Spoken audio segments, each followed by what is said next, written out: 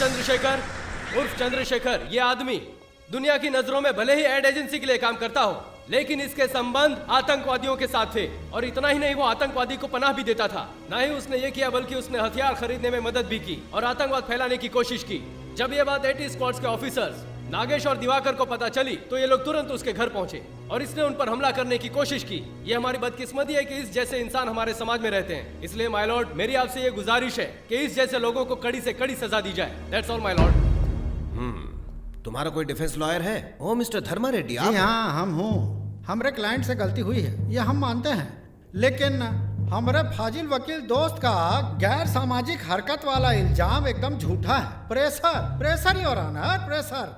Court में समय पर पहुंचने के लिए हमने 5 बार सिग्नल तोड़ा, तो क्या वो गुनाह नहीं है? माँ बाप अपने बच्चों को पढ़ाने के लिए मारते हैं, तो क्या वो गुनाह नहीं है? पॉलिटिशियंस इलेक्शन के टाइम पे पब्लिक को बेवकूफ बनाते हैं, तो क्या वो गुनाह नहीं करते हैं? बताइए भला, एक बात बताइए जज साहब, हमारे देश में कौन ऐसा है जो कभी गुनाह ना किया हो?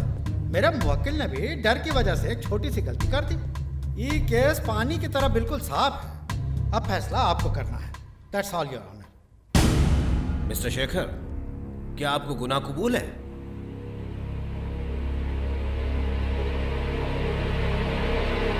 जी जज साहब। सारी दलीलों और सबूतों को मद्देनजर रखते हुए पिछड़े इलाकों में रहने वाले जिनको बिना शिक्षण और बेरोजगारी में रहना पड़ता है, ऐसे लोगों से कानून हमदर्दी रखता है, लेकिन अच्छी शिक्षा और अच्छी नौकरी के बावजूद चंद्रशेखर इलियास शेखर ने जो गलती की है उसके लिए एपी पब्लिक सिक्योरिटी एक्ट के तहत दफा 8 और आर्म्स एक्ट सेक्शन के तहत दफा 25, 26, 27 के तहत आपको उम्र कैद की सजा सुनाई जाती है।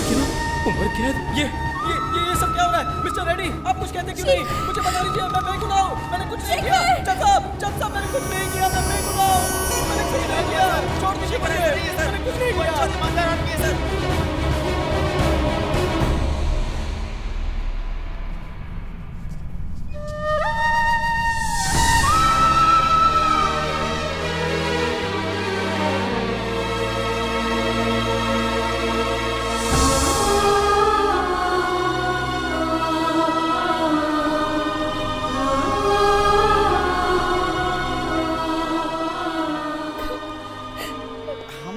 नहीं आ रहा ऐसा कैसे हो गया, लेकिन तुम फिक्र मत करो, हम ऊपर तक जाएंगे, हाई कोर्ट में जाएंगे और जरूरत पड़ा तो सुप्रीम कोर्ट जाएंगे। मैं तुम्हारे साथ हूँ।